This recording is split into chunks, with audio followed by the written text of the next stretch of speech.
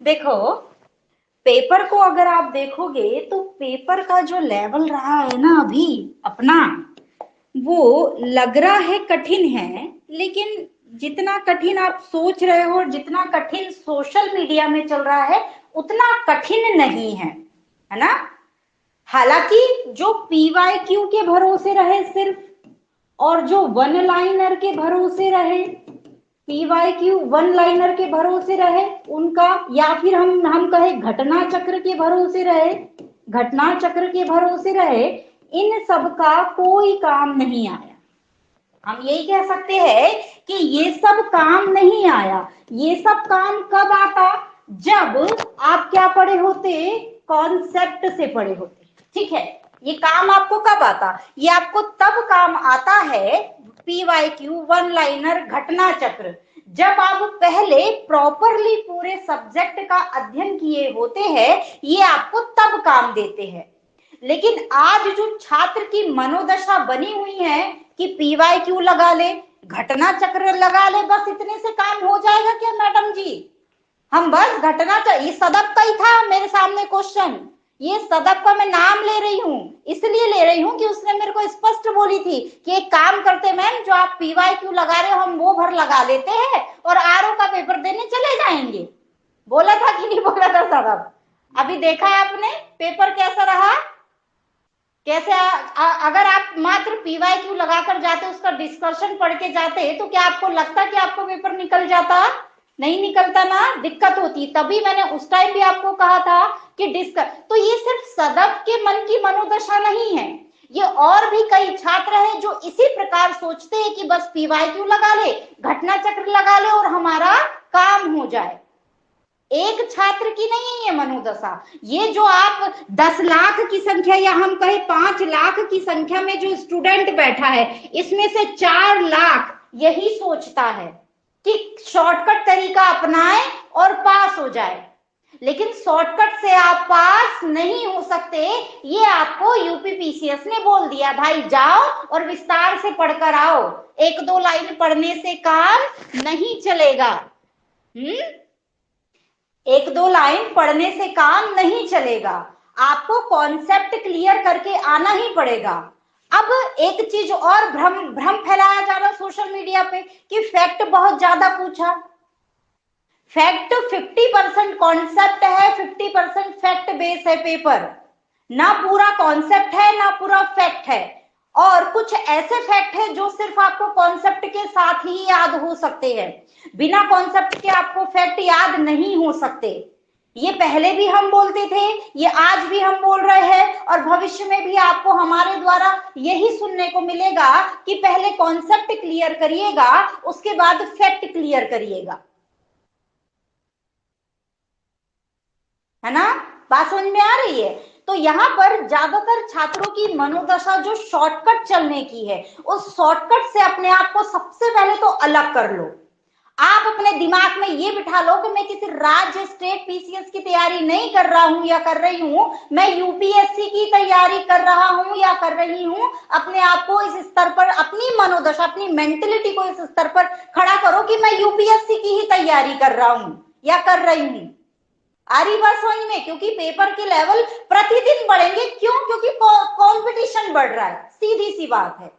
क्या बढ़ रहा है? जिस राज्य में ज्यादा कंपटीशन होता है वहां पर पेपर टफ बनने लगते ही है साल दर साल। और यूपी में बहुत कंपटीशन है, और यूपी पीसीएस सिर्फ यूपी का बच्चा नहीं देता है, यूपीएससी की तैयारी करने वाला हर स्टेट का बच्चा यूपी पीसीएस का एग्जाम देता है। बिहार या बीपीएससी कहूं मैं, या ज्यादातर बिहार के छात्र भी यूपीएससी की तैयारी करते हैं, यूपी के भी यूपीएससी की तैयारी करते हैं। जितने भी हिंदी पट्टी के राज्य है वो आकर के यूपी पीसीएस का एग्जाम जरूर देते हैं। क्यों? क्योंकि वो यूपीएससी की तैयारी कर रहे होते हैं। और यूपी पीसीएस में यूपी स्पेशल जैसा प्रीलिम्स में कोई क्राइटेरिया नहीं है, तो ज्यादा दिक्कत होती नहीं है बच्चे को प्रीलिम्स निकालने में। आ रही बात समझ में? तो हर स्टेट का बच्चा आकर के कोशिश करता है कि वो यूपी पीसीएस में फाइट करे, क्योंकि उसको सिर्फ मेंस में ही यूपी स्पेशल की चुनौती झेलना है अब, लेकिन प्रीलिम्स उसके लिए बाधक नहीं होता है ना? भले ही वो मेंस में फेल हो जाए, लेकिन प्रीलिम्स की आपकी एक सीट तो कम हो जाती है ना, खप तो जाती है ना, आप जो डिजर्व करते हो वो पीछे तो रह जाते हो ना। किस वजह से? इसी वजह से कि आप सोचते हो घटना चक्र लगा ले, वन लाइनर लगा ले, PYQ लगा ले, हमारा काम हो जाएगा, है ना, ऐसे ही सोचते हैं हम। तो यहाँ पर इस साल का जो आपका पेपर हुआ उसने आपको ये जरूर बता दिया है कि रफली पढ़ने से काम नहीं चलेगा, आप विस्तार पूर्वक पढ़ करके आइएगा। आप समझे कि नहीं समझे इस बात को, अभी भी समझे हो कि नहीं समझे? और अभी भी नहीं समझे हो तो फिर आने वाले वर्षों में भी भगवान ही आपका मालिक है। कौन? भगवान, है ना। हाँ, जिनको भी आप मानते हो वही आपका मालिक है आने वाले वर्षों में भी। अभी भी समय है, अभी नहीं चेते तो आगे कुछ नहीं होगा। अब यहाँ पर दूसरी चीज ये कि पेपर का लेवल कैसा था। सिंपल सी मैं अगर बात बोलूं तो 3 लेवल होते हैं आपके पेपर के, एक होता है इजी, एक होता है मॉडरेट और एक होता है हार्ड। तो आपका जो पेपर था वो मॉडरेट से थोड़ा सा हम उसका स्तर ऊंचा मान सकते हैं और हार्ड से थोड़ा कम। उतना भी हार्ड नहीं था जितना हार्ड हमको लग रहा है, लेकिन हाँ, कट ऑफ में हम अंदर आ जाए इतना पेपर आपके पकड़ में था। कट ऑफ के आप अंदर खेल जाओ, 100 आप सही कर जाओ, 90 आप सही कर जाओ, इतना आपके अंदर में था पेपर, इतने आपके अंदर में था पेपर। थोड़ा सा ट्रिकी था और प्रीलिम्स हमेशा हमेशा संपूर्ण पढ़ने से निकलता ही नहीं है, पहली बात दिमाग में बिठा लेना। प्रीलिम्स में आप ये सोचो कि मैंने अपने नोट्स में जो लाइन पढ़ी है वही लाइन जा करके मेरे को वहां पेपर में मिल जाए, या मैंने किताब में कोई लाइन पढ़ी है और वही किताब की लाइन जाके मेरे को पेपर में मिल जाए हूबहू, तो ये आप गलत सोच रहे हो। मैं आज आपके कुछ भ्रम दूर कर देती हूँ, उस हिसाब से आप सोचना कि आज के बाद आपको यूपी PCS के जीवन में कदम रखना है या नहीं रखना है। तो पहला भ्रम तो वन लाइनर, PYQ और घटना चक्र का मैंने तोड़ा, भूल जाना, उसको हमेशा के लिए भूल जाना। उससे तैयारी कर रहे हो तो अपना जीवन खराब कर रहे हो, अपने माँ बाप के सपने खराब कर रहे हो, मत करो, छोड़ दो तैयारी। दूसरा, वो लोग छोड़ दे तैयारी जो ये सोचते हैं कि जो आपका पेपर रहे, सॉरी, जो ये सोचते हैं कि जो आपका मैं क्या बोल रही थी, हाँ नहीं, मैं एक और चीज बहुत अच्छी बता रही थी इन लोगों को, मेरे दिमाग से स्किप कर गई। हाँ चलो, अच्छा हाँ, दूसरा जो आपका पेपर है, एक मिनट छोड़ो इस बात को, मैं भूल गई, इधर कमेंट में मेरा ध्यान चला गया। चलो हाँ, राजस्थान एक मिनट, अभी मैं थोड़ा अपने दिमाग में वो कर लूं।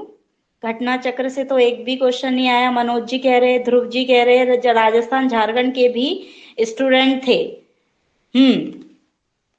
चलो हाँ, अच्छा हाँ, मैं हाँ अब याद आ गया मेरे को। मैं ये बात कह रही थी कि आपका जो अभी वाला या कोई भी पेपर प्रीलिम्स का, हमेशा हमेशा प्रीलिम्स का पेपर ट्रिकी होता है। कोई भी पेपर उठा के देख लो, हमेशा प्रीलिम्स का पेपर कैसा होता है? ट्रिकी होता है।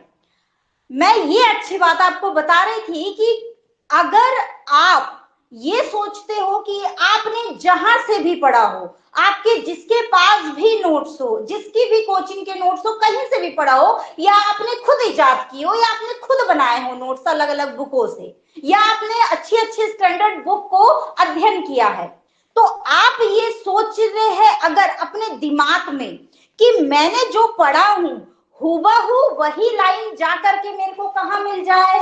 पेपर में मिल जाए, तो आपको नहीं मिलेगी। कहीं से भी पढ़ लो दुनिया में, किसी से, भगवान से क्यों ना पढ़ लो, तो आपको वही हूबहू लाइन नहीं मिलेगी। आपको किसका इस्तेमाल करना होगा? अपनी दिमाग का इस्तेमाल करना होगा। किसका? अपनी बुद्धि का इस्तेमाल करना होगा, और अपने दिमाग को इतना तैयार करना होगा, इतना ज्यादा तैयार करना होगा कि आप 2 घंटे में ज्यादा से ज्यादा सोच पाए। अपने दिमाग को आपको ट्रेन करना होगा अधिक सोचने के लिए, है ना। बात समझ में आ रही है? तो यहाँ पर जो प्रीलिम्स का पेपर है वो ट्रिक से निकलेगा। ट्रिक से कैसे निकलेगा? कुछ 1-2 क्वेश्चन मैं आपके सामने रख रही हूं, ध्यान देना। देखो, जैसे यहाँ पर विदेशी यात्रियों के विवरण की बात की गई है, यहीं पर ये एक सिंपल सा, तो इसमें आपको पता है फहयान ने मालवा की जलवायु को सम जलवायु कहा था, ठीक है। और ये कब की बात है, गुप्त काल के समथिंग उस समय की बात है, ठीक है। तो यहाँ पर फहयान ये हो गया। हेनसांग का आपको पता ही है कि हर्षवर्धन, चलो ये तो सिंपल क्वेश्चन है, ये तो आप बना ही लोगे। यहाँ पर ये वाला क्वेश्चन है, जैसे कि डलहौजी ने, लॉर्ड डलहौजी ने रानी लक्ष्मीबाई के दत्तक पुत्र को उत्तराधिकारी होने की मान्यता प्रदान की। अब आपको ये पता होना चाहिए कि 1857 की जो क्रांति हुई थी वो इसीलिए हुई थी कि डलहौजी ने क्या लाया था, आपका व्यवगत का सिद्धांत लाया था। और व्यवगत के सिद्धांत के अंतर्गत सतारा, जयपुर, संबलपुर, बाघाट, झांसी, उदयपुर, नागपुर, इन सबको क्या किया गया, विलय किया गया। और इन सबके उत्तराधिकार के जो अधिकार थे वो सारे छीन लिए गए थे कि बस अगर आपका वंश का कोई नहीं है तो यहाँ पर कोई राजा नहीं बनेगा, ये हमारा हो जाएगा। दत्तक पुत्र आप क्या नहीं कर सकते, गोद नहीं ले सकते। तो उत्तराधिकार का नियम, जो उत्तराधिकार होने की मान्यता क्या कर ली थी, ले ली थी। तो यहाँ पर इस हिसाब से क्या होगा, अगर आप देखोगे तो ऐसा स्पष्ट लाइन आपको किसी भी बुक में लिखी हुई नहीं मिलेगी, किसी भी बुक में लिखी हुई नहीं मिलेगी। यहाँ पर आपको चारों तरफ अपने दिमाग का विस्तार करके आपको आंसर टिक करना है, ठीक है। आ रही बात समझ में? पहला वाला तो आपको मिल ही गया होगा, वो तो हर बुक में मिल गया होगा, है ना। जब मैंने क्लास में राजनीतिक आविष्कर्ता 1857 की चर्चा कर रहे थे तब इस बात को मैंने डिस्कशन किया। अभी मैं सब बता रही हूँ ऋषि जी, अब क्या करना है और कैसे करना है। पीसीएस का भी आपको अभी समझ में आ जाएगा और आरओ के लिए भी समझ में आ जाएगा, घबराओ मत। आप बहुत ज्यादा पैनिक हो रहे हो, मैं देख रही हूँ जिस दिन से आप पेपर दे के आए हो आपके कमेंट के हिसाब से। आप इतना पैनिक मत करो, आप बहुत घबरा रहे हो, इतना घबराने की जरूरत नहीं है। अभी बने रहो, आपको आपके सारे सवालों के उत्तर मिल जाएंगे, ठीक है। ये पेपर भी आपके हाथ में था, ऐसा नहीं कि ये पेपर हाथ में नहीं था। हाँ, बशर्ते आपकी किस तरीके से तैयारी की, आपने कैसी पढ़ाई की, वो डिपेंड करता है उस पर, ठीक है। चलो अब यहाँ घबराओ मत, अभी देखो बलबन वाला देखो। अब यहाँ पर ये वाला जो क्वेश्चन है बलबन वाला, ध्यान से देखना। बलबन ने अपने शासन को सुदृढ़ बनाया और संपूर्ण सत्ता को अपने हाथों में केंद्रित कर लिया। बिल्कुल सही बात है, बलबन ने ये काम किया। अब यहाँ पर इसका कारण आपसे बोल रहा है कि वह उत्तर पश्चिम सीमा को मंगोल आक्रमणों से सुरक्षित करना चाहता था। ये एक कारण है, ये सिर्फ क्या है, एक कारण है। बलबन ने अपने शासन को सुदृढ़ बनाया और संपूर्ण सत्ता अपने हाथ में केंद्रित कर ली। ये जो कारण दे रहा है उसका सिर्फ एक कारण है, इसके और भी कारण है। और भी कारण कैसे कि बलबन, हाँ, तो यहाँ पर आपको बलबन के राजत्व सिद्धांत का अध्ययन करना पड़ेगा। किसका, बलबन के राजत्व सिद्धांत के बारे में अगर आपको पता है, जैसे सत्ता पर बलात् अधिकार, दास होने के कारण नैतिक वैधानिक रूप से शासक बनने की वो योग्यता नहीं रखता था, अपने आप को उसने क्या कहा, भगवान का दर्जा दिया, ठीक है। सिजदा पैबोस जैसी नीति को उसने अपनाया और रक्त और लोह की नीति को अपनाया। क्यों, पता है। हाँ वही तो, अभी मैं ज्यादा डिटेल में जाऊंगी ना तो ये पेपर के लिए आपको मेरे साथ बने रहने में 5-6 घंटे लग जाएंगे, अगर मैं आपको डिटेल में ले जाने लगूं तो, ठीक है। तो यहाँ पर मेरा कहने का मतलब है कि ये जो है सिर्फ एक कारण नहीं है। अब आयोग कई, अगर हमने जो पीवाईक्यू लगाए हैं आयोग के, उसमें अगर हम देखें तो वहां पर कई बार कई क्वेश्चन उसने ऐसे माने हैं, मान लो ये कारण दिया है लेकिन उसने बोल दिया है कि सिर्फ ये एक ही कारण पर्याप्त नहीं है। तो मेरा मानना है कि इधर उधर की आंसर की पे अभी ज्यादा भटकने से बेहतर है 6-7 दिन वेट कर लो, आयोग क्या क्या उत्तर मान रहा है, क्योंकि बहुत अंतर पड़ जाता है जब ऑफिशियल आंसर की आती है तो, ठीक है। तो अभी परेशान नहीं होना है ना। अभी आंसर की के पीछे भागो मत, थोड़ा सा शांति, थोड़ा सा धैर्य बना करके रखो, क्योंकि अब आयोग की आंसर की 6 से 7 दिन में आपको मिल ही जाएगी, है ना। तो उसके हिसाब से जब हम आंसर मिलाएंगे और उसके हिसाब से हम देखेंगे कि किस तरीके से आयोग ने किसका क्या माना हुआ है, ठीक है। चलो आ रही बात समझ में? अब यहाँ पर आगे बढ़ेंगे तो इसका कोई एक कारण नहीं है, कई कारण है, ठीक है। अब यहाँ पर कालक्रम वाले, अब ये तो खैर पुस्तक लेखक, इसका तो कुछ नहीं कर सकते, ये तो फैक्ट है ना। अब यहाँ पर और कई है, जैसे कि ये एक इनको पूछ लिया भाई, ये क्या नाम है इनके, एजे आर्क गोल्ड, हाँ चर्चा में रहे थे लेकिन ये कहीं मिले नहीं, है ना। सोर्स की अगर बात करें, देखा जाए हाँ, ऑप्शनल वाले जो है उनके तो अंडर में है, लेकिन सामान्य रूप से जो बच्चा है यूपीपीसीएस की तैयारी करने वाला वो ऑप्शनल जैसा नोट्स नहीं पढ़ता है। हाँ, जिसने पहले कभी पढ़ा हो और जो यूपीएससी की तैयारी कर रहा हो उसके शायद पकड़ में होगा, लेकिन सामान्य स्थिति में देखा जाए तो जो सामान्य दर्जे का बच्चा है, और ज्यादातर सामान्य दर्जे के ही होते हैं, तो उनको ऐसा क्वेश्चन मिलना ठीक नहीं है। लेकिन फिर भी इसमें जो है ये लाहौर के नहीं थे कभी, बाकी ये ढाका के भी थे, अलीगढ़ के भी थे और इलाहाबाद के भी थे। ठीक है, यहीं पर जैसे आप ये वाला क्वेश्चन देखो, ये वाला जो क्वेश्चन है बहुत अच्छा क्वेश्चन है। ऐसा नहीं कि ये बन नहीं सकता किसी से, ये सबके पकड़ में है, सामान्य छात्र के भी पकड़ में है, लेकिन बस जरूरत किसकी है, थोड़ा सा दिमाग लगाने की। और यहाँ की अगर आपको कहानी या मैं कहूं कथाक्रम, क्या पता है आपको, कथाक्रम अगर पता है इतिहास में, मैं अभी भी कहूंगी आप सन के पीछे मत भागो। कितना सन याद करोगे, नहीं याद कर सकते, ना ही याद रह सकता। कोई एआई थोड़ना हो भैया, कोई रोबोट थोड़ना हो जो इतने सारे सन याद करके बैठोगे। और कहां कहां के करोगे, वह तो खुद के ला रहा है ना, वो तो खुद के ला रहा है, तो कहां कहां के सन याद करते बैठोगे। तो उतना सन याद करना ही नहीं है, बस इतिहास को एक बार कहानी बना के पढ़ लो। कहानी या कथा, जैसे रामायण की कथा याद हो जाती है, आज तक याद है, श्री राम कहाँ गए, क्या हुआ, उनका जन्म कहाँ हुआ, उनकी कितनी माताएं थी, ठीक है, उनकी सीता उनकी धर्मपत्नी थी, ठीक है, कहाँ गए, भरत मिलाप कहाँ हुआ, पूरी रामायण कथा पता है ना। महाभारत की अधिकांश लोग जो पढ़ते हैं उनको पूरी कथा पता है ना। अपने अपने धर्मानुसार आप जो भी पढ़ते हो आपको उनका कथाक्रम पता है ना। तो आपको कथाक्रम पता है तो आप बता देते हो भाई इसके बाद ये हुआ था, इसके बाद ये हुआ था, उसके बाद ये हुआ था, उसके बाद ये हुआ था। पहले आप ये तो नहीं बोलते कि नहीं पहले रावण को ही मार दिया गया, नहीं, पहले वनवास हुआ, फिर जंगल में इधर उधर घूमे, फिर क्या हुआ, फिर लक्ष्मण जी ने रेखा खींची, फिर रावण साधु का भेष धर के आया और क्या किया, सीता जी को हरण करके ले गया। ऐसी पूरी घटनाक्रम आपको पता है ना। तो ये जो कथाक्रम है, जब आपको इतिहास में ऐसे ही कथाक्रम सुनाया जाए या ऐसे ही कथाक्रम बताया जाए, क्योंकि इतिहास के क्वेश्चन ऐसे ही थे, अगर आपको कथा पता है तो आपसे आंसर बन जाते, बिल्कुल बन जाते। जैसे एनसीईआरटी में दिया गया है कथाक्रम, बकायदा दिया है मराठा वाला पोर्शन में, फडणवीस जी की मृत्यु हुई थी, उसके बाद मराठाओं से लड़ाई के दौरान वेलेजली ने इतना कंपनी का नुकसान किया, इतना नुकसान किया कि उन्होंने वेलेजली को परेशान होकर वापस बुला लिया। सब पता है, ठीक है। और अगर दो पता है, वेल्लोर विद्रोह को तो 1857 के विद्रोह के साथ आपको बताया ही जाता है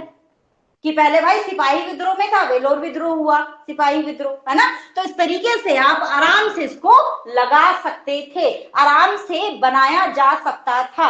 बस मैं वही बार बार कह रही हूं कि आपको ट्रिक चाहिए। क्या चाहिए, ट्रिक चाहिए। और प्रीलिम्स का पेपर कभी भी संपूर्ण पढ़ने कितना पढ़ोगे, प्रीलिम्स वर्सेटाइल होता है बहुत ज्यादा, है ना, बहुत ज्यादा वर्सेटाइल होता है। आप नहीं अनुमान लगा सकते कि क्या आ जाएगा, समझ रहे हो। तो यहां पर आपको ट्रिक से ही खेलना होता है। आपको हमेशा चाहे कितना ही पढ़ के चले जाओ, प्रीलिम्स के पेपर में दो चीज मिलेगी, दो चीज नहीं मिलेगी, है ना। और आयोग खुद के लाता है सिर्फ आपको भ्रमित करने के लिए, सिर्फ भ्रम फैलाने के लिए। क्योंकि दो तो आपको जो पता है वो तो सीधा सीधा आपके अंदर में, और अगर दो पता है तो आप तीसरा और चौथा की आपको जरूरत ही नहीं है भाई। ऐसे ऐसे क्वेश्चन धरे, तीसरे चौथे की जरूरत ही नहीं है आपको अगर दो चीज पता है तो। बस कॉन्सेप्ट क्लियर होते तो कथन कारण वाले सवाल किसी के गलत ना होते।